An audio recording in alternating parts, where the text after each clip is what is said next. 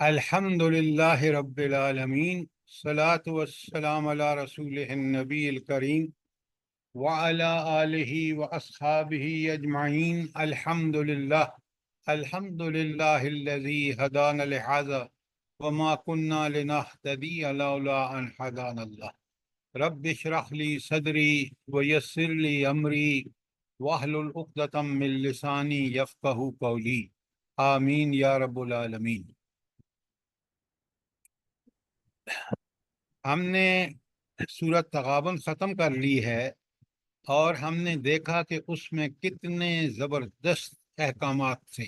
مدنی سورت تھی اور اس میں ہم نے تفصیل سے دیکھا کہ کس قدر اللہ رب العالمین کی اس کتاب اور خاص کر اس سورت میں کتنے عظیم احکامات ہیں۔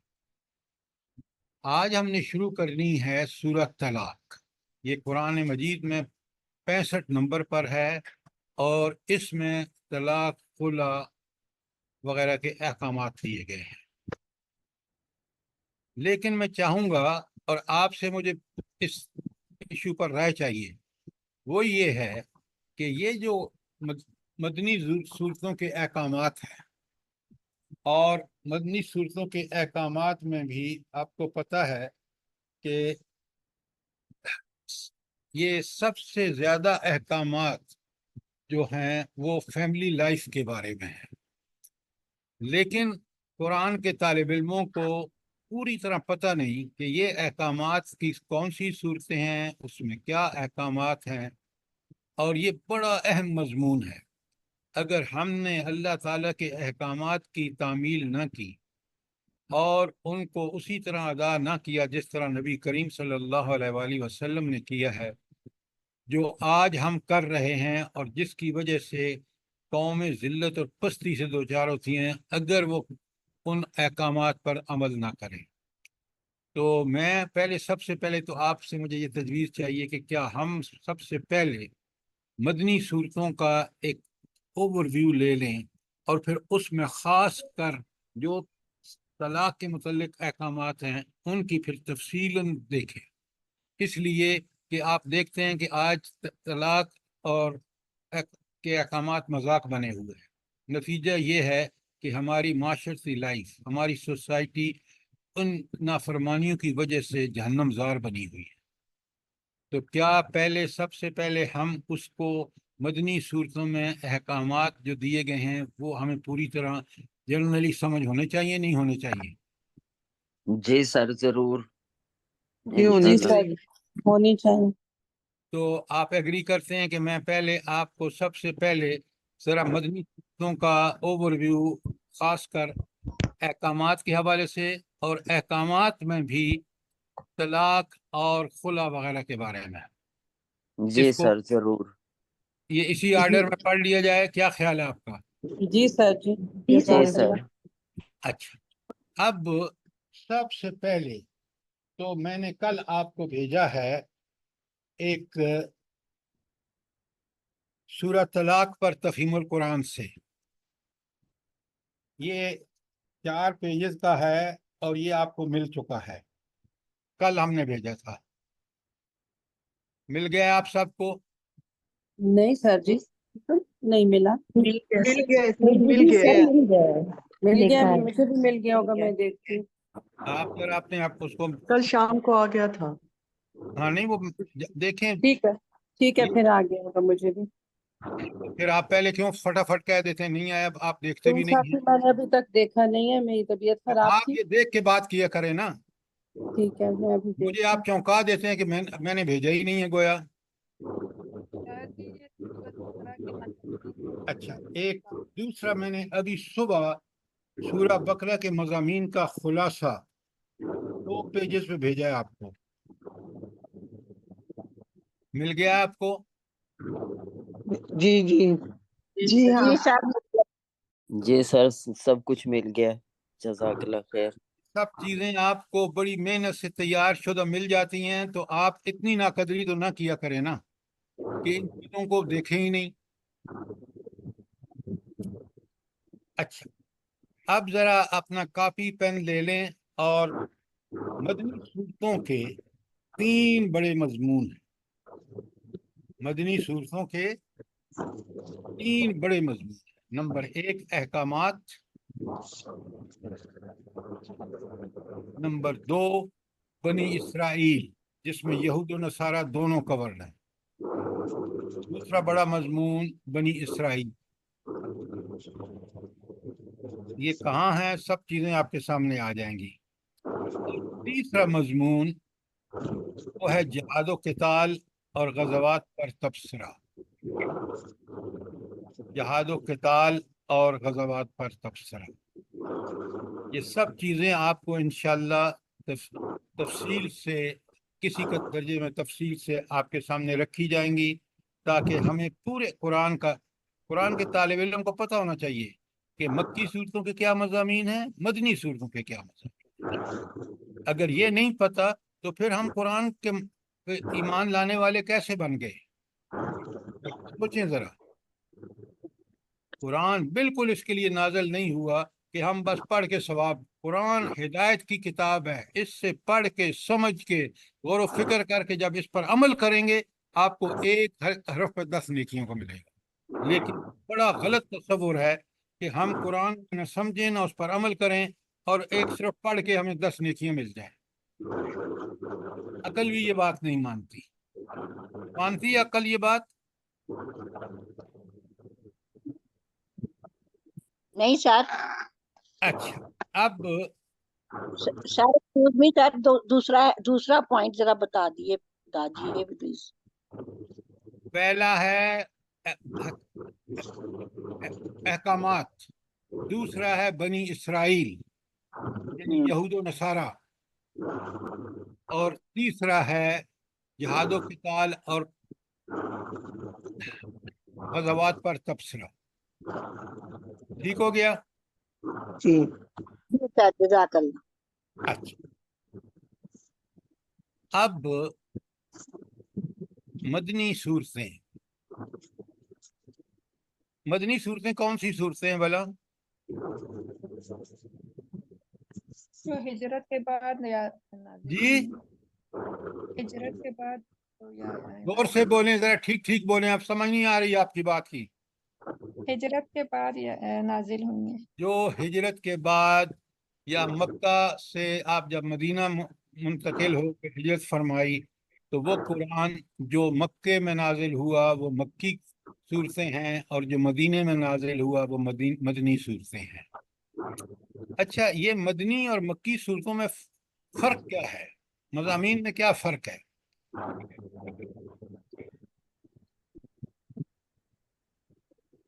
देखें, ये बातें आपको पता होनी चाहिए। कुरान के तालिब इल्म को अगर ये नहीं पता तो फिर उसको कुरान का क्या पता है? जल्दी बताएं।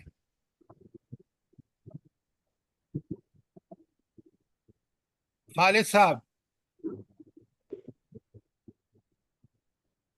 जी सर, ये मक्की सूरतें जो है ना उनमें अकायद, ईमानियात, आखरत, अखलाकी तालीमात और तज़किया ये शामिल है। क्यों क़ससुल अंबिया क्यों मक्की सूरतों में ये क्यों शामिल है? जी आप अब पहली बात, आप इसलिए नहीं इसको पूरी तरह बता सकते, गौर से सुने बात को। मक्के के हालात के मुताबिक कुरान नाजिल हो रहा था। मक्के में लोग इस्लाम कबूल कर रहे थे तो सबसे पहले जरूरी था कि उनके ईमान जिस लाए हैं किताब पर, उस ईमान के तफसीलात उनको पता हो। क्यों? ईमान ठीक होगा, ईमान मजबूत होगा तो ये शख्स ईमान के तकाजे पूरे कर सकेगा। जैसा ईमान खुद नबी करीम सल्लल्लाहु अलैहि वसल्लम और सहाबा और साबियात का था, उनका ईमान इतना पक्का और सच्चा था कि उन्होंने ईमान के तकाजे पूरे करने का हक अदा किया। यही हर मुसलमान जो ईमान लाए उससे ईमान का सबसे पहला तकाजा ये है। ये बातें अच्छी तरह समझें, ताकि हम जब समझेंगे फिर उस पर अमल करेंगे तो इंशाअल्लाह अल्लाह ताला हमें भी वही ईमान कबूल अता फरमाए। अच्छा, फिर पहला काम جو مسلمان اور ایک مومن کو کرنا چاہیے، اپنے ایمان کو، اللہ پر ایمان، رسولوں پر ایمان، آخرت پر ایمان، کتابوں پر ایمان، تقدیر پر ایمان، ملائکہ پر ایمان، اس کو ٹھیک ٹھیک سمجھے، اور اس ایمانیات کو، جو یہ 6 چیزیں میں نے آپ بتائی ہیں آپ کو، ان پر پکا سچا یقین ہو اس کا، پھر تو وہ مومن ہے، اللہ کے ہاں اس کا ایمان قابل قبول بھی ہے۔ اسی ایمان کے مطابق پوری زندگی گزارے۔ یاد رکھیں، آج نہ ہمارا ایمان پکا اور سچا ہے اور نہ ہم اس کے مطابق زندگی گزار رہے ہیں، نتیجہ آپ کے سامنے ہے دنیا میں، اور پتہ نہیں آخرت میں کیا بربادیاں ہوں گی۔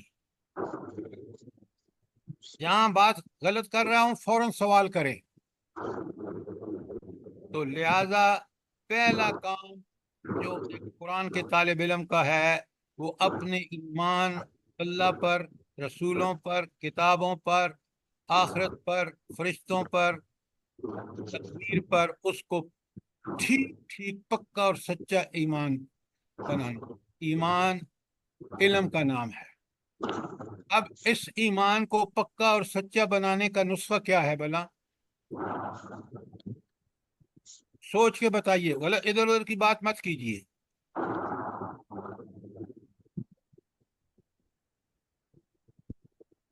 قرآن اور ایمان، عقیدہ پختہ ہونا چاہیے۔ قرآن اور سنت پہ پھر چلنا۔ وہی بات، پکا ہونا چاہیے۔ میں کہہ رہا ہوں، دیکھیں آپ سوال سمجھا کریں کہ ایمان کو پکا سچا بنانا، جیسے کہ نبی کریم صلی اللہ علیہ وآلہ وسلم، صحابہ کا، صحابیات کا تھا، اس کے لیے کیا نسخہ ہے؟ آخرت کا یقین، کیا؟ آخرت کا یقین، لا حول ولا قوت۔ آخرت تو ایک چیز ہے، سب سے پہلے اللہ کا یقین۔ کیا بات کر رہے ہیں؟ اس کا نسخہ کیمیا یہ ہے کہ ہمارے ایمانیات، اللہ پر ایمان، رسالت پر ایمان، آخرت پر ایمان، ملائکہ پر ایمان، کتب پر ایمان وغیرہ، یہ سب جب پکا ہوگا جب ہم قرآن کو قرآن و حدیث کو سمجھ کر پڑھیں گے، اس پر غور و فکر کریں گے۔ صحابہ اور صحابیات کے ایمان اتنے پکے تھے کہ آپ دیکھ لیں، انہوں نے دنیا کو بدل کے رکھ دیا۔ اور آج مسلمانوں کا ایمان اتنا کچا ہے کہ ظلم ہو رہا ہے، انتہا کا، بربریت کی تاریخ میں انتہا ہو رہی ہے غزہ میں۔ مسلمانوں کے ایمان ٹیسٹ سے مس نہیں ہوتا۔ یہ باتیں سمجھیں، ہم قرآن کے طالب علم ہیں اور قرآن ہم سے کیا چاہتا ہے یہ ہمیں سمجھ آنا چاہیے۔ ایمانیات سب سے پہلی چیز ہے، کیونکہ ایمانیات کا تعلق سوچ و فکر سے ہے۔ سوچ و فکر ٹھیک ہوگی، عمل ٹھیک ہوگا۔ عمل خراب ہی اس لیے، عمل کمزور ہی اس لیے کہ ہمارا ایمان پکا سچا نہیں ہے۔ اس لیے قرآن جب بھی دعوت دیتا ہے یا کامیابی کی بشارت دیتا ہے، آمنو پہلے، عملو اس کے بعد، عملو اس کے بعد ہے۔ ایمان سب سے پہلے، پکا سچا ایمان پکا سچا عمل کی ضمانت ہے۔ یہ بہت بنیادی چیزیں ہیں، آپ کو سمجھ ہونی چاہیے۔ یہ بات کلیئر ہے آپ کو؟ اب جی یہ اس لیے مکے میں ایمانیات پر زور تھا کہ لوگ مسلمان ہو رہے تھے، اور جب تک عقیدہ پکا سچا اور یقین والا نہ ہو، اس کے بندے کے اندر عمل کی پختگی نہیں آ سکتی۔ اس لیے ایمانیات پر زور ہے مکی صورتوں میں۔ اس ایمان، ایک تو قرآن ہے نا، دوسرا ایمان کے مضبوط ہونے کا کیا طریقہ ہے قرآن اور سنت کے علاوہ؟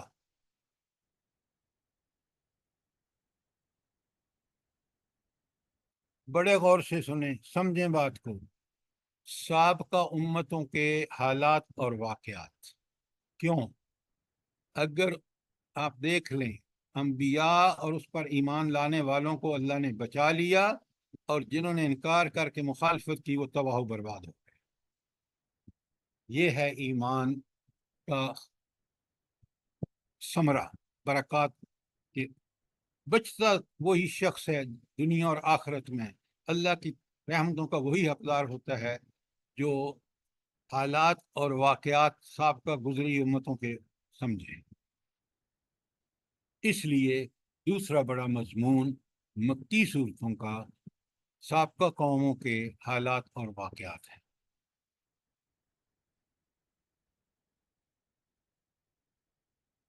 تیسرا مضمون جو ہے وہ اخلاقی تعلیمات ہے۔ اچھا، اخلاقی تعلیمات کی اہمیت کیا ہے بھلا؟ جلدی بتائیں، یہ بہت بنیادی سوال ہے، قرآن کے طالب علم کو بڑا کلیئرلی پتہ ہونا چاہیے۔ اخلاقی تعلیمات اتنی اہم کیوں ہیں کہ مکی صورتوں کے مضامین میں یہ تیسرا نمبر ہے ان کا۔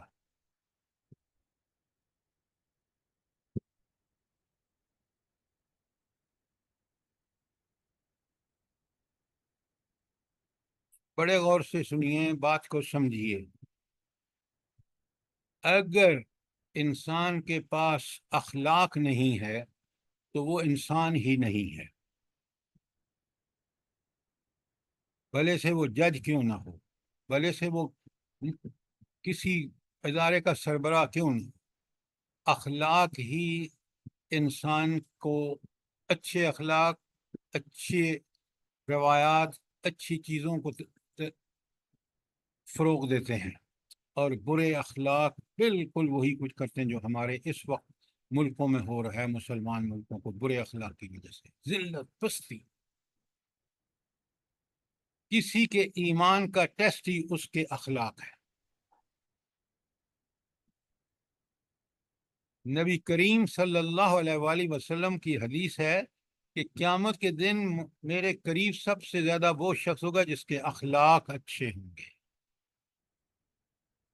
تو اگر کسی کی مومنانہ بصیرت کو دیکھنا ہے تو اس کے اخلاق کو دیکھ لیں۔ اس لیے مکے میں جو سارا قرآن نازل ہوا ہے اس میں ایمانیات ہے، اس میں سابقہ امتوں کے حالات اور واقعات ہیں، اور ان میں تیسری بات جو ہے وہ اخلاقی تعلیمات۔ اخلاقی تعلیمات کے 3 حصے ہیں۔ سوال آپ کرتے نہیں ہیں، اگر سوال کرنا سیکھ لینا تو آپ کو چیزوں کو سمجھ بھی آنے۔ اب اخلاقی تعلیمات ہیں کیا؟ نمبر 1، اخلاقی فضائل، جنہیں مارل ورچیوز کہتے ہیں۔ وہ اخلاقی فضائل کیا ہیں؟ سچ، دیانت، امانت، فرض شناسی، جرت، ہمت، یہ سارے فضائل ہیں۔ اس کے مقابلے میں الٹ جو ہے وہ رذائل ہے، جھوٹ، بددیانتی، حسد، بغض، یہ ساری کمزوریاں جو ہیں یہ اخلاقی رذائل ہیں۔ تو اخلاق نام ہے اخلاقی فضائل اور اخلاقی رذائل۔ ایک تو یہ ہو گیا۔ کوئی سوال اس پر؟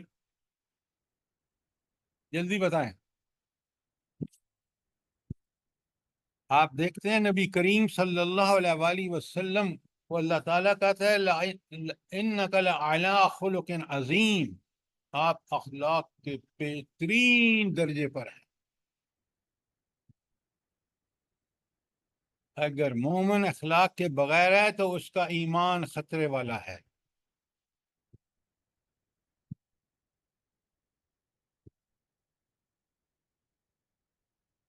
اس کے بعد اخلاقی تعلیمات کا حصہ ہے، یاد رکھیں، آداب، کھانے پینے کے آداب، چلنے پھرنے کے آداب، بڑوں کے آداب وغیرہ وغیرہ۔ تیسری چیز جو اخلاقی تعلیمات کا قرآن کے مطابق حصہ ہے وہ ہے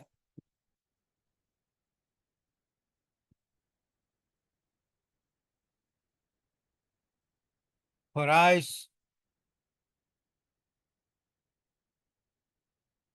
تو جو شخص اب اس کے ذمہ جو فرائض اور حقوق ہیں وہ ادا کرتا ہے تو پھر وہ اخلاق والا ہے۔ اگر اپنے حقوق اور فرائض ادا نہیں کرتا تو اس کے اخلاق برے ہیں۔ تو اخلاقی تعلیمات تین چیزیں ہیں: اخلاقی فضائل و رذائل نمبر 1، نمبر 2 آداب، اور نمبر 3 حقوق اور فرائض۔ کوئی سوال؟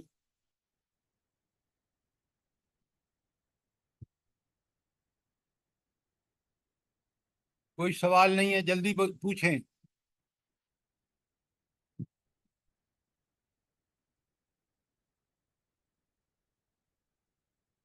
یہ مکے میں جب یہ انسانوں کے عقیدہ ٹھیک ہو گیا، ان کے اخلاق ٹھیک ہو گئے، اور انہوں نے عبرت لے لی سابقہ حالات اور واقعات جو بیان ہوئے مکی صورتوں میں، سورہ آراف کو دیکھ لیں، سورہ ہود کو دیکھ لیں، سورہ شعراء کو دیکھ لیں، سورہ عنکبوت کو دیکھ لیں، سورہ انبیاء کو دیکھ لیں، وہاں کثرت سے سابقہ امتوں کے حالات اور واقعات آئے۔ جب یہ چیزیں پکی ہو گئیں تو مدینے میں جب ہجرت ہوئی ہے 13ویں سال، تو دیکھیں ریاست قائم ہو گئی ہے۔ اس ریاست میں ان کو کبھی نبی کریم صلی اللہ علیہ وآلہ وسلم کو یہ معاملہ نہیں درپیش آیا کہ بھائی بندہ کہاں سے آئے گا، میں جج کہاں کس کو لگاؤں، میں کمانڈر کس کو بناؤں۔ ہر آدمی تیار تھا۔ آپ کا ملک بنا 1947 میں، آپ دیکھ لیں کوئی بندے کا پتر تھا بتائیں؟ جو تھے ان کو ایلیمینیٹ کر دیا گیا۔ اور آج ملک کن لوگوں کے ہاتھ میں ہے؟ دیکھ لیں، آپ کے سامنے ہے۔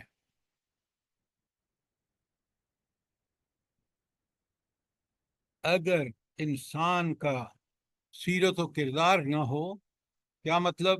ایمان نہ ہو، نہ اس کو سابقہ امتوں حالات اور واقعات سے عبرت لیتا ہو، اور نہ اس کے اخلاق ہوں، تو وہ درندہ ہوتا ہے۔ آپ دیکھ رہے ہیں، اس میں کسی شک و شبہ کی گنجائش ہی نہیں ہے۔ قرآن اتنا برحق ہے کہ قرآن کے خلاف چلنے والا ذلت اور پستی سے دوچار ہوتا ہے۔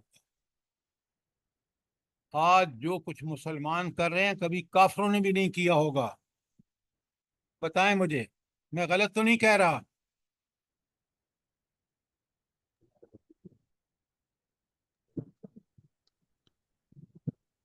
آپ لوگ سو تو نہیں گئے؟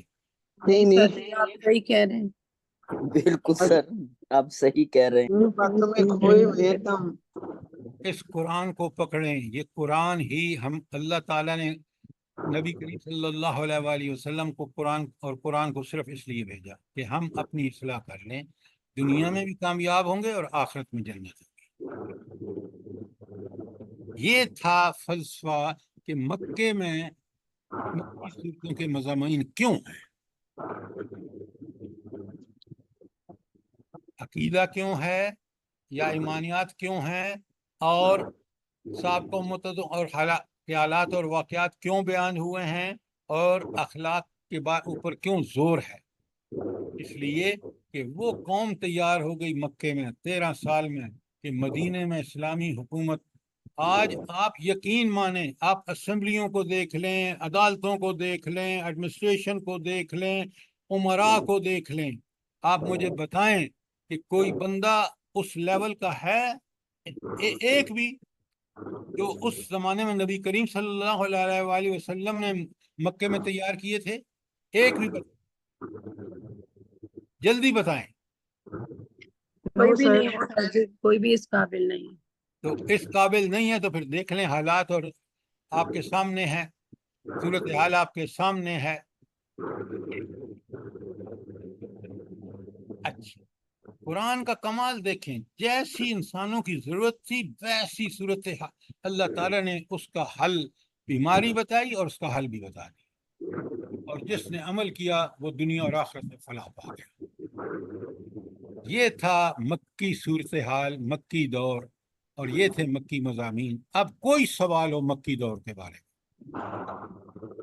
سوال کیجئے۔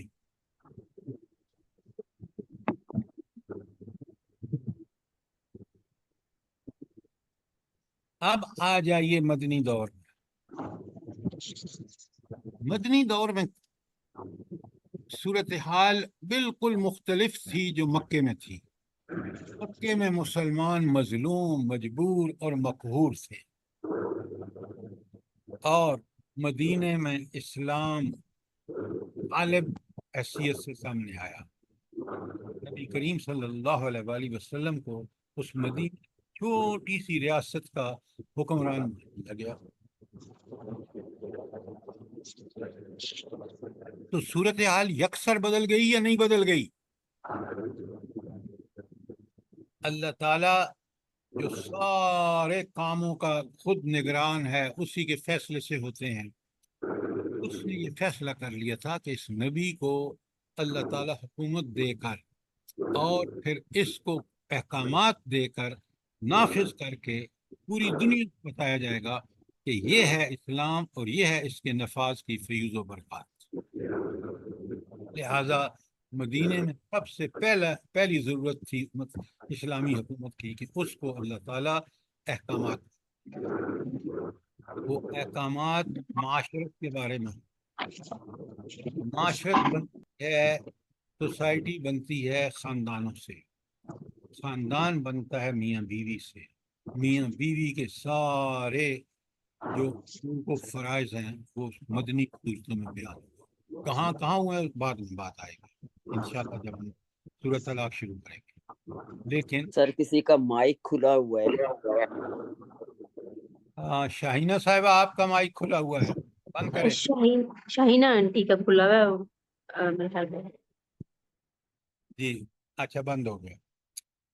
بڑے غور سے سنیں، سمجھیں، یہ بنیادی چیزیں یہ جب کلیئر ہوں گی تو ہماری زندگی بدل جائے گی۔ اچھا، اب مدینے میں آپ دیکھ لیں احکامات کی بارش ہو رہی ہے۔ پہلی ہجری میں سورہ بقرہ نازل ہوئی ہے، 286 آیات ہیں۔ اس میں کہاں آیات ہیں وہ ساری تفصیلات آپ کے سامنے آئیں گی، ابھی میں سٹیپ بائی سٹیپ چل رہا ہوں۔ تو مدنی صورتوں میں احکامات کی بھرمار ہے۔ کیوں؟ ریاست قائم ہو گئی ہے، نبی کریم صلی اللہ علیہ وآلہ وسلم اس کے سربراہ ہیں، اور اب اس میں وہی قانون نافذ ہوگا جو اللہ تعالیٰ نے نافذ کرنا چاہتے ہیں۔ تو احکام الہی، اللہ تعالیٰ کے احکامات مدنی صورتوں میں آئے۔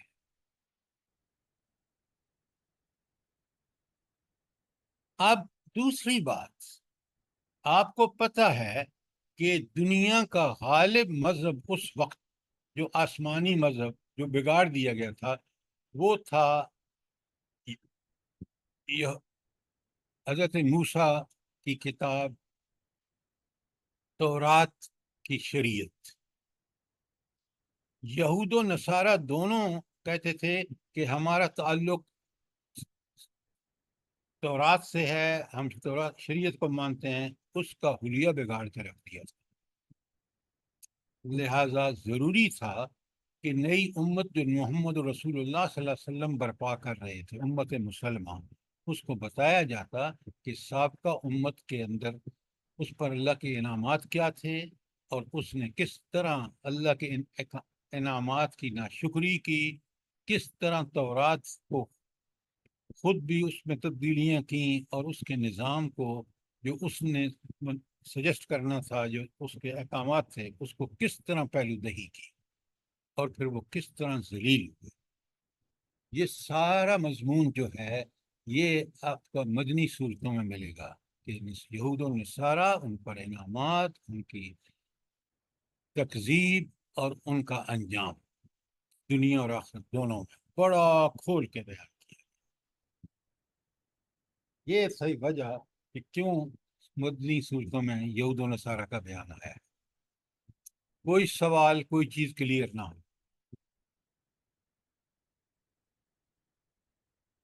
تیسری اہم بات جو کسی دین کے، کسی نظریے کے غلبے کے لیے ضروری ہے، وہ ہے جنگ و جدل۔ اسلام اس کا نام دیتا ہے جہاد و قتال۔ اللہ کے کلمے کو بلند کرنے کے لیے ہر قسم کی جد و جہد، حتیٰ کہ لڑائی اور جھگڑے کرنا اللہ کے دین کے غلبے کے لیے، یہ انتہائی بڑی ضرورت ہے امت مسلمہ کی۔ اگر اس سے فرار حاصل کرے گی تو دنیا میں بھی ذلیل جیسے آج ہے اور آخرت میں اللہ کے ہاں بہت بڑی گرفت ہوگی۔ لہذا قرآن مجید نے کھول کھول کے بیان کیے ہیں احکامات جہاد اور قتال، اور ان جو مشہور جنگیں ہیں ان پر تبصرہ، اس کی تفصیل انشاءاللہ بعد میں آئے گی۔ اب مجھے یہ بتائیں کہ یہ مکی پورے قرآن کا ہم نے اختصار کے ساتھ مضامین کا خلاصہ، کوئی سوال ہو آپ؟ سر اس میں منافقین کا ذکر بھی تو بہت عام ہے سر، جی مدنی صورتوں بالکل کا آپ نے ایک ٹھیک کہا، منافقین کا ذکر مدنی صورتوں میں موجود ہے، کیونکہ مکے میں کوئی منافق نہیں تھا، اس لیے کہ وہاں اسلام کا مطلب قربانی تھی۔ مدینے میں آ کے اسلام حکمران ہو گیا، اب انہی نام و نہاد مسلمانوں کو جو منافق تھے بڑے فوائد تھے، لہٰذا ان کا بھی ذکر مدنی صورتوں میں ہے۔ چوتھا مضمون بڑا یہی ہے۔ پہلا ہے احکامات، دوسرا ہے بنی اسرائیل یعنی یہود و نصارہ، تیسرا ہے جہاد و قتال، اور چوتھا ہے منافقین۔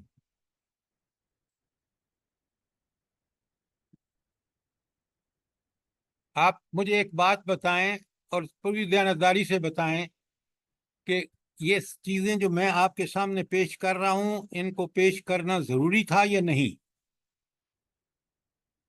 جی سر جی بہت سر بہت بہت ضروری۔ ضروری تھا بہت سر۔ ضروری تھا۔ لیکن آپ ان کو چیزوں کو سمجھیں نا، سمجھ کر اس طرح سمجھیں کہ آپ اس کو اپنے لوگوں کے سامنے بیان کر سکیں، ورنہ ہم قرآن کے ساتھ لپ سروس کر کے کہ بس قرآن اللہ کا کلام ہے، قرآن بہت اچھی، بھائی قرآن کیوں اچھا ہے؟ قرآن اتنا اچھا ہے کہ اس پر عمل کرنے والا دنیا اور آخرت دونوں میں سرخرو ہوگا، اور اس سے بغاوت کرنے والا دنیا اور آخرت دونوں میں ذلیل ہوگا۔ تاریخ اس پر گواہ ہے۔ ہم کیوں نہیں سمجھتے؟ ہم اللہ تعالیٰ کے فضل و کرم سے قرآن کے طالب علم ہیں، ہمیں پتہ ہونا چاہیے اس قرآن میں کیا ہے، اس پر عمل کرنے کا کیا مسئلہ ہے، نہ چھوڑنے کا کیا مسئلہ ہے۔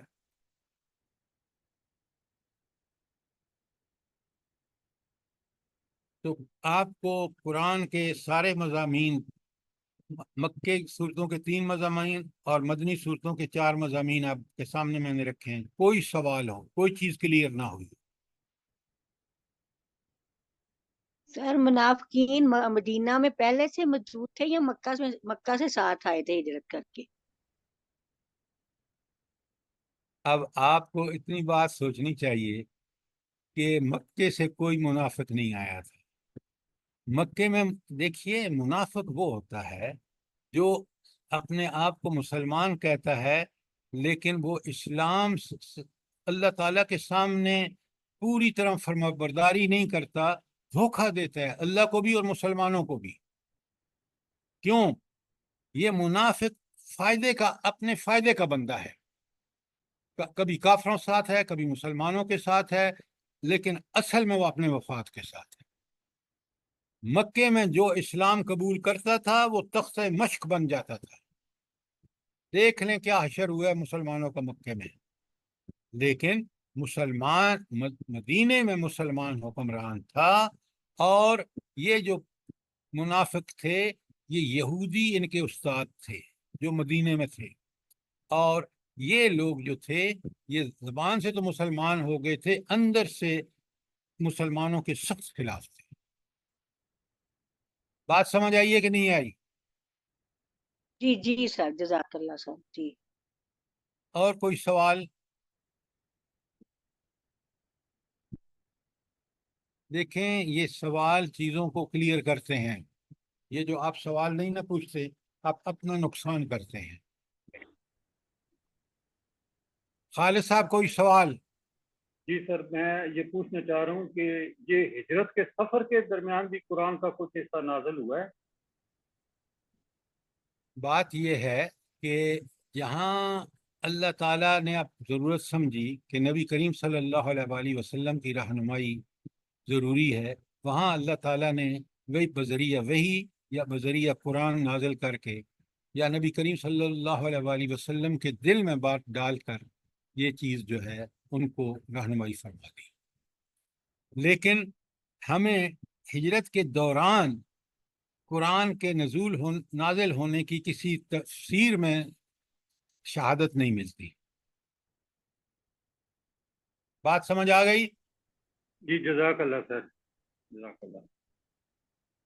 اور کوئی سوال؟ ڈاکٹر سر مقبول جنہوں نے صاحبہ. جی فرمائیں. سر جنہوں نے ہجرت نہیں کی ان کی بہت سخت وعید آئی ہے قرآن میں. تو ہجرت یعنی لازم تھی نا کہ وہ کرنی چاہیے تھی مکہ سے مدینہ میں. کیوں لازم تھی بلا؟ اس لیے کہ اپنا ایمان مضبوط رہے، یعنی ایمان نہ ختم ہو جائے. دیکھیں، خدا کا خوف کریں. وہ عمل جو نبی کریم صلی اللہ علیہ وآلہ وسلم کر رہے تھے سارے مسلمان مردوں اور مومنوں پر فرض تھا. نبی کریم صلی اللہ علیہ وآلہ وسلم نے ہجرت کی مکے سے مدینے، تمام مسلمانوں کو، مردوں عورتوں کو ہجرت کرنی لازم تھی. اس لیے کہ اطیع اللہ و اطیع الرسول جو دین کا اصل پیغام ہے، اطاعت رسول لازم تھی. رسول نے ہجرت کی، سب کو ہجرت کرنی چاہیے تھی. اب بات کلیئر ہے؟ انفال کی 71 72 73 میں بہت سخت وعید آئی ہے جنہوں نے نہیں ہجرت کی. میں آپ کو اصول کی بات کر رہا ہوں، آپ مجھے آیتیں بتا رہے ہیں. ان آیات میں جی یہی تو ہے. جی وعید سر کیوں آئی جزاک. ہے کہ نبی ہجرت کر رہے ہیں اور یہ آرام سے گھر بیٹھے ہوئے ہیں. جی سر جزاک اللہ، سمجھ آ گئی.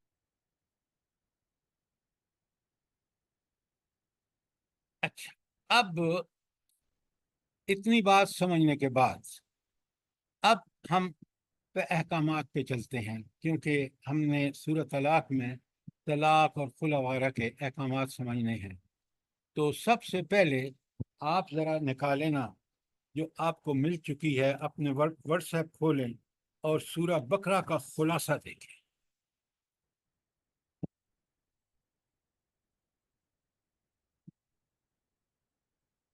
آیت بائی آیت آپ دیکھ لیں. اختصار کے ساتھ بتایا گیا کہ ان آیات میں کیا ہے، ان میں کیا ہے، ان میں کیا ہے.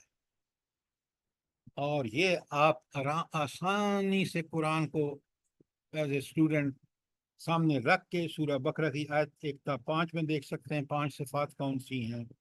6 اور 7 میں کافروں کی صفات، خصوصیات کا ذکر آیا ہے اور ان کو عذاب عظیم کی دھمکی دی گئی ہے. اسی طرح 8 تا 20 میں منافقین کے بارے میں ہے. 21 تا 29 میں پوری انسانیت کو دعوت دی گئی ہے عبادت کی. کس کی عبادت کی؟ اللہ تعالیٰ کی عبادت کی. اور 30 سے 39 میں حضرت آدم اور ابلیس کا واقعہ بیان ہوا ہے. اب مجھے آپ یہ بتائیں یہ واقعہ یہاں کیوں بیان ہوا ہے؟ جلدی بتائیں.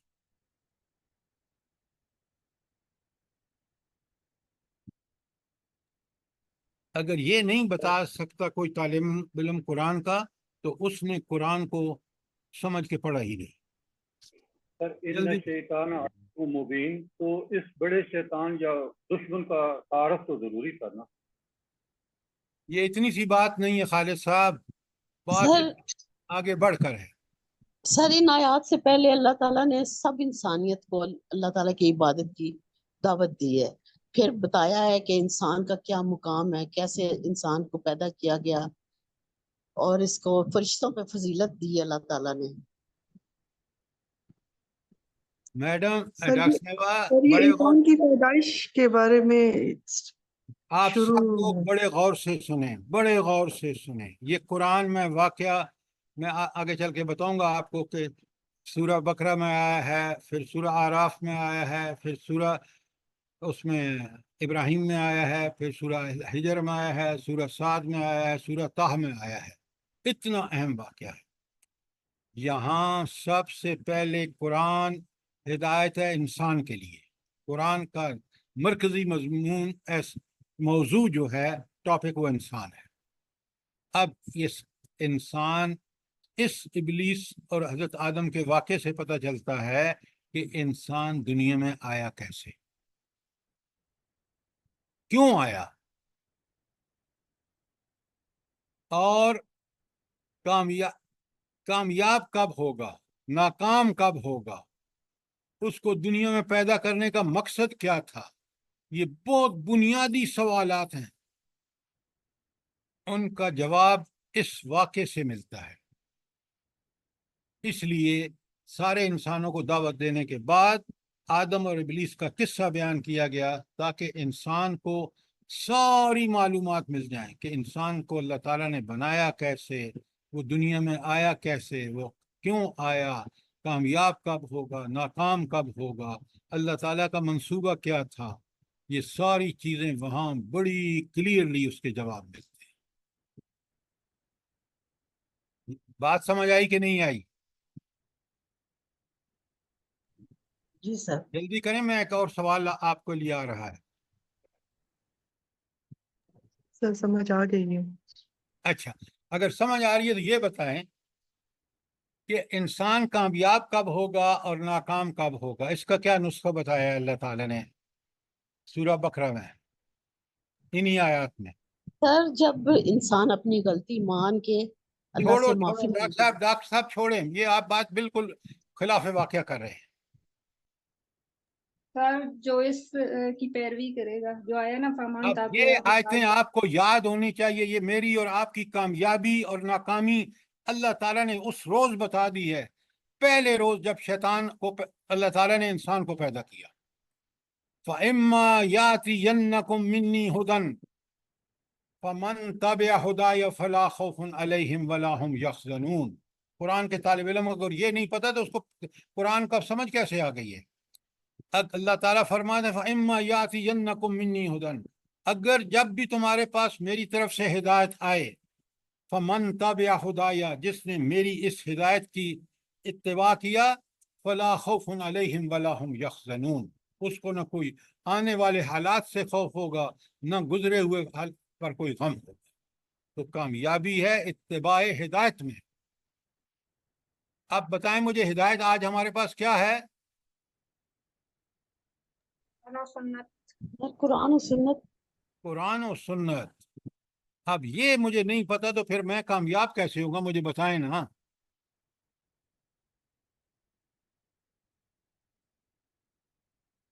جس نے قرآن و سنت کا اتباع کیا، پیروی کی دل اور جان سے، وہ کامیاب ہے۔ یہ تو بتایا نا آیت 38 میں، اور آیت 39 میں بتایا کہ جس نے اس کا انکار کیا اور تکذیب کی وہ جہنمی ہوگا۔ ناکامی اس کے انکار اور اس پر عمل نہ کرنے میں ہے، اور کامیابی اس پر یقین کر کے برحق مان کر اس پر عمل کرنے میں۔ تھوڑا کلیئرلی بتا دیا۔ یہی تو مجھے اور آپ کو چاہیے کہ ہم کامیاب کب ہوں گے اور ناکام کب ہوں گے۔ جلدی بتائیں، بات کلیئر ہے یا نہیں؟ جی جی سر، جزاک اللہ، بہت اچھی طرح کلیئر ہو گئی۔ اچھا، یہ تھا، آپ نے دیکھا کہ آیت 30 تا 39 میں، اس کے بعد آپ دیکھیں 40 تا 142، یہ تقریباً 100 کے قریب آیات بنتی ہیں، جہاں بنی اسرائیل پر اللہ تعالیٰ کے انعامات کیا تھے، ان کے جرائم کیا تھے، ان کو دعوت دی گئی ہے تب، اور اس کے بعد وہاں تحویل قبلہ۔ تحویل قبلہ کیا مطلب ہے؟ کہ اس سے پہلے قبلہ بیت المقدس تھا، اور اب اللہ تعالیٰ نے فیصلہ فرما لیا کہ قبلہ اب کعبۃ اللہ ہو۔ یعنی پہلے بنی اسرائیل کے پاس امامت تھی، اس لیے وہ قبلہ تھا، اور اب امامت نبی کریم صلی اللہ علیہ وآلہ وسلم کی امت کے پاس ہوگی، اور اس امت کو کا قبلہ کعبۃ اللہ۔ بات سمجھ رہے ہیں کہ نہیں؟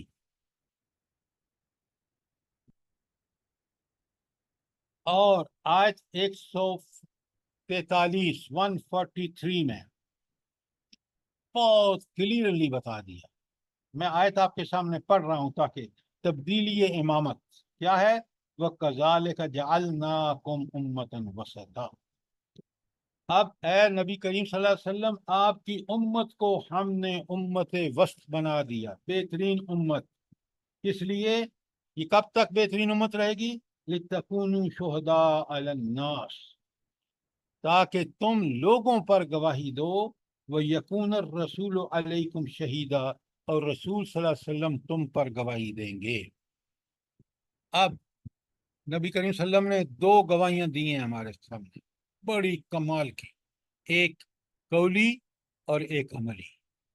قولی وہ وہی ٹھیک ٹھیک ہمیں پہنچا دی, اور عملی اس پر عمل کا حق ادا کر دی. یہ ہے شہادت, فریضہ شہادت علی الناس, کہ زبان سے اس دین کو ٹھیک ٹھیک بیان کرنا اور عملاً اس کا نمونہ بن کے دکھانا. اس کو کہتے ہیں فریضہ شہادت علی الناس. اگر یہ میری آپ کی زندگی میں نہیں ہے تو سوچیں کہ ہم کیسے مسلمان ہیں. کیونکہ قرآن نے بتا دیا, آیت 143 میں نے آپ کے سامنے پڑھی ہے, کہ اب تم نے اسی طرح فریضہ شہادت علی الناس ادا کرنا ہے جس طرح خود نبی کریم صلی اللہ علیہ وآلہ وسلم نے کر کے دکھایا.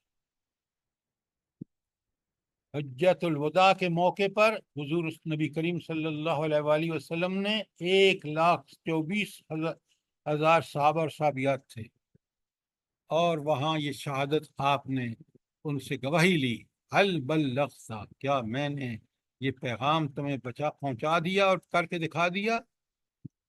ان سب نے یہ بیک زبان کہا ہاں. آج میری اور آپ کی یہ ذمہ داری ہے. ہم تو نماز بھی بڑی مشکل سے پڑھتے ہیں, فرض کو بھی مشکل سے ادا کرتے ہیں. ہمیں تو یہ فریضہ ادا کرنے کے لیے سر دھڑ کی بازی لگانی تھی.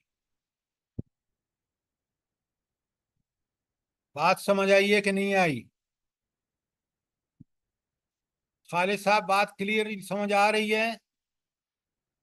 اچھے طریقے سے, بہت اچھے طریقے سے. جی الحمدللہ, الحمدللہ, بہت اچھے طریقے سے. تو ہم تو کہتے ہیں بس ہم نے ایک درس دے دیا اور بس ہم نے تو حق ادا کر دیا. یہ حق ادا اس وقت ہوگا جب آپ فریضہ شہادت علی الناس کا حق ادا کریں گے. کوئی سوال آیت 143 تک؟ اچھا, اس کے بعد جب آپ بڑے غور سے دیکھیں, قرآن کا نظم دیکھیں, کہ اللہ تعالیٰ نے 143 میں جب یہ فیصلہ فرما دیا, اعلان کر دیا کہ اب امامت دنیا کی نبی کریم صلی اللہ علیہ وآلہ وسلم کی امت کے پاس ہے, اور پہلے اس مقام پر فائز تھی بنی اسرائیل, کیونکہ موسیٰ علیہ السلام کی شریعت ان کے پاس تھی. ان کو یہ کام انہوں نے نہیں کیا, اللہ نے ان کو معزول کر دیا اور امت مسلمہ کو یہ عطا کر دی فضیلت. اب اگر امت مسلمہ یہ فریضہ شہادت علی الناس ادا نہیں کرے گی تو ذلیل و رسوا ہوگی, جیسے آج ہو رہی ہے. یہ ہے ذلت اور پستی کی وجہ.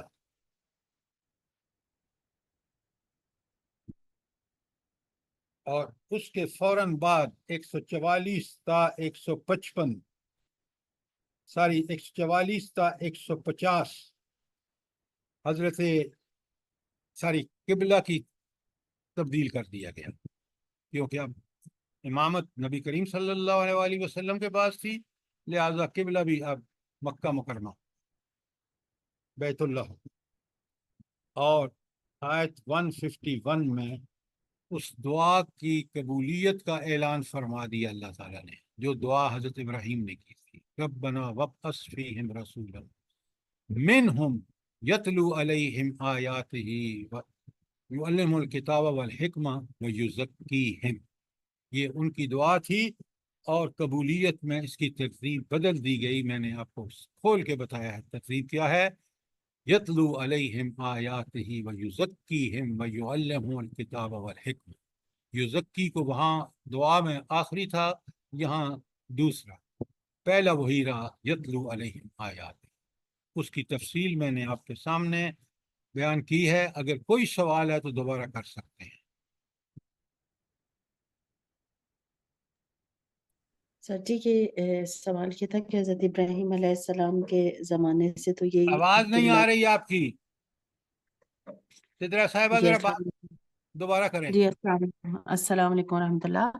جی یہ میں پوچھ رہی تھی کہ جیسے حضرت ابراہیم اور نوح علیہ السلام کے زمانے تک تو یہ قبلہ خانہ کعبہ ہی تھا، تو پھر یہ جو تبدیلی درمیان میں آئی حضرت سلیمان علیہ السلام نے بنایا، تو یہ کیوں انہوں نے پھر اس وقت یہ بنایا تھا؟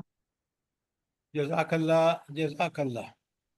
اب دیکھیں جب سلیمان ہیکل سلیمانی اللہ تعالیٰ کے حکم سے سلیمان علیہ السلام نے بنایا، تو اس زمانے میں ان کو یہ شرف بخشا گیا. اللہ جس طرح چاہتا ہے جیسے چاہتا ہے، تو اللہ نے قبلہ، وہ قبلہ جو حضرت ابراہیم کے زمانے میں تھا کعبۃ اللہ، اس کو چینج کر دیا. کیوں؟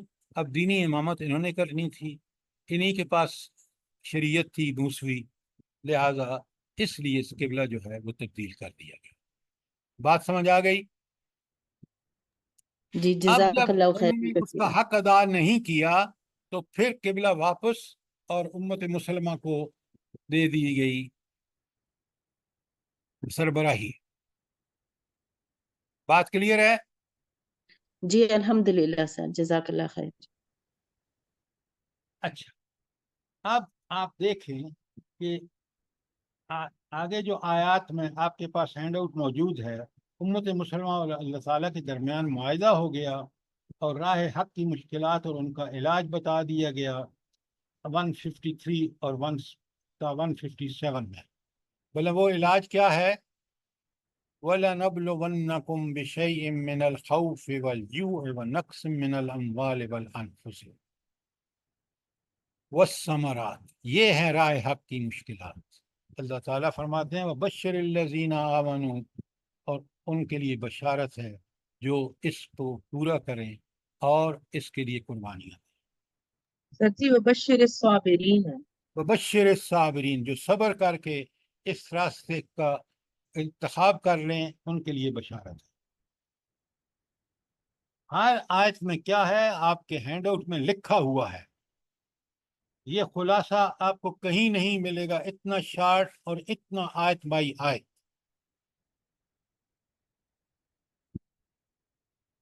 اس کے بعد آپ دیکھ سر لیں. جی یہ جو ہے ہم کسی نہ کسی طرح تمہاری آزمائش ضرور کریں گے، اس کو تھوڑا بتائیے.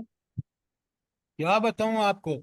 اگر آپ دین کے لیے کام کریں گے تو آپ کو مشکلات آئیں گی نہیں آئیں گی؟ یہ آئیں راہ گی. آسان راہ تو نہیں ہے نا بھائی. آپ دیکھ لیں 2 دفعہ ہجرت حبشہ کو ہوئی اور مکے میں کس قدر ستایا گیا مسلمانوں کو، اور آخری ہجرت جب نبی کریم صلی اللہ علیہ وآلہ وسلم کو قتل کا مشورہ کر کے اس کو ایگزیکیوٹ کرنے جا رہے تھے مکے میں، آپ کے گھر کو گھیرے میں لے لیا تھا. یہ راہ حق کی مشکلات نہیں ہے تو اور کیا ہے؟ جزاک اللہ. ہم کام نہیں کرتے، ہم ڈٹ کے بیٹھے ہوئے ہیں، نماز پڑھ کے کہتے ہیں ہم نے تو اللہ پر نعوذ باللہ احسان کر دیا. اللہ نے تو ہمارے ذمے یہ ڈیوٹیاں لگائی ہیں. اچھا، اور آپ دیکھیں کہ کفر کی حالت میں مرنے والوں کا ہولناک انجام بیان ہوا ہے 161 اور 162. میں آپ کی جگہ ہوں نا، ان ساری آیتوں میں جو یہاں لکھا گیا ہے وہاں پڑھوں سمجھوں. اور اس کے بعد آیت 163 سے 242 تک احکامات ہیں. یہ ہیں وہ احکامات جن کی ابتدا ہوئی ہے سورہ بقرہ میں، اور 163 سے 242 تک توحید کہاں بیان ہوئی ہے؟ 163 تا 174. نماز و روزہ، زکوٰۃ وغیرہ 177. آیت البر اور قصاص اور دیت 178 تا 181. اور اس کے بعد دیکھیں وصیت کے احکام پھر روزے کے احکام، آیت نمبر لکھا ہوا ہے حرام خوری اور رشوت کی ممانعت، اور پھر آخر میں حج اور اس کے تعلق سے جہاد انفاق کے احکام، کیونکہ اس وقت تک خانہ کعبہ پر مشرکین کا قبضہ تھا، اور یہ آج 189 سے لے کر 218 تک یہ احکامات ہیں۔ اور اس کے بعد آپ دیکھیں کہ شراب اور جوئے کی ممانعت، وہ جو ایسے چیزیں جو مسلم معاشرے کو فساد زدہ کر دیتی ہیں، ان کی ممانعت سب کی، یہ 219 کا 221 میں۔ اور جو ٹاپک ہم پڑھنے جا رہے ہیں سورہ طلاق میں، وہ 222 سے لے کر 242 تک، جس میں نکاح، طلاق، اعلا، خلا، رضاعت، نان و نفقہ، زوجہ متوفی، اور مہر اور ازواجی زندگی کے متعلق دوسرے مسائل یہ یہاں بیان ہوئے۔ کچھ اندازہ ہوا ہے آپ کو کہ ہم نے پوری سورہ بقرہ کا مختصر خلاصہ سمجھ لیا ہے، اور ہمیں پتہ چلا ہے کہ احکامات کی تو بھرمار ہے نصف آخر میں، کیونکہ نصف آخر میں جب امامات کی تبدیلی کا فیصلہ اللہ تعالیٰ نے فرما دیا تو سارے مسلمانوں کے لیے احکامات جو تھے وہ یہاں بتا دیے، اور آپ کے سامنے آپ کے پاس ہینڈ آؤٹ موجود ہے۔ اب مجھے آپ بتائیں کہ اس پہ کوئی سوال ہو آپ کو؟ مدنی صورتوں میں احکامات آئے ہیں، اور آپ دیکھ لیں سارے اہم احکامات کے حوالے سے اللہ تعالیٰ نے یہاں گفتگو فرمائی ہے۔ آیت 143 کے بعد 143 میں فرمایا کہ اب امت مسلمہ جو ہے وہ دنیا میں دینی امامت، اور اس امت مسلمہ کو دینی امامت پر برقرار رہنے کے لیے ان احکامات کی پابندی کرنی ہے۔ اگر یہ بھی نہیں کرے گی جس طرح بنی اسرائیل نے کیا، تو یہ بھی بنی اسرائیل کی طرح ذلیل ہوں، رسوا ہوں گے جو آج ہم ہو رہے ہیں۔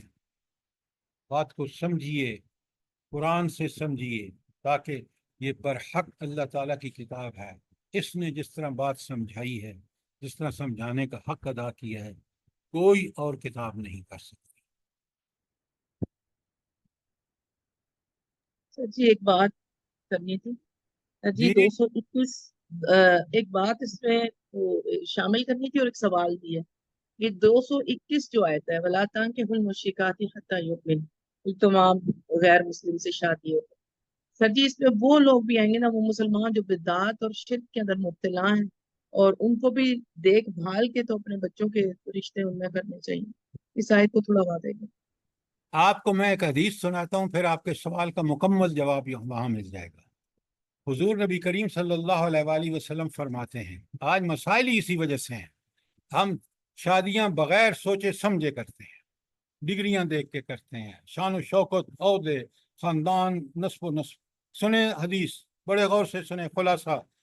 اللہ کے رسول صلی اللہ علیہ وآلہ وسلم فرماتے ہیں انسان 4 وجوہات کی بنا پر شادی کرتا ہے۔ حسب و نسب، یہ بڑی اونچے خاندان کی ہے۔ نمبر 2، حسن، شکل و صورت زبردست ہے۔ نمبر 3 کیا ہے، جلدی بتائیں؟ سر جی اس کا مال مال، ہاں مال، اور چوتھی سر جی دین۔ دین۔ دین، اللہ کے رسول صلی اللہ علیہ وآلہ وسلم نبی برحق نے کیا فرمایا، تم کس کو ترجیح دینا؟ دین کو۔ دین پہ چلنے اب والی آپ اس پہ عمل نہ کریں، اور یہ تو تماشا لگا ہوا ہے امت مسلمہ میں کہ شادیاں، یہ بچی کہاں سے ڈگری لی ہے اس نے؟ میں نے آپ کو بتایا کہ میں ایک عورت کو بہت دیندار سمجھتا تھا، وہ جب اپنی بیٹی کے رشتے کے لیے گئی تو وہ لوگوں کو چیک کرتی تھی کہ ڈگری کون سی یونیورسٹی کی ہے، کس بینک میں اکاؤنٹ ہے۔ دین کہیں دور دور بھی نہیں تھا۔ لہذا اب پورے ادخلوا فی السلم کافہ، دین میں پورے کے پورے داخل ہو۔ شادی، بیاہ، طلاق، جینا مرنا، خوشیاں غمیاں، ہر معاملے میں، کمانا کھانا خرچ کرنا، ہر معاملے میں اللہ کا حکم مانو، ये है उदखुलु फिस्सिल्म काफ़ा। और अगर तुमने सूरह बकरा की आयत 208 थी जो मैंने आपको बताई, उदखुलु फिस्सिल्म काफ़ा, सूरह बकरा की आयत 85 में अल्लाह का ताला इरशाद फरमाते हैं, अफतुमिनून बिबाज़िल किताबि व तकफुरून बिबाज़, किताब के कुछ हिस्से पर ईमान लाते हो और कुछ पर का इनकार करते हो, नमाज पढ़ते हो और सूद खाते हो। फमन यफ़अल मिनकुम ज़ालिका, तुम में से जो ये करेगा, इल्ला खिज़्यन फिल हयात दुनिया, उसके लिए दुनिया में जिल्लत है जो आज आप देख रहे हैं। वो यौमल क़ियामत युरद्दूना इला अशद्दिल अज़ाब, और क़यामत के दिन सख्त तरीन अजाब को लौटाए जाएंगे। ये है खुलासा सूरह बकरा का।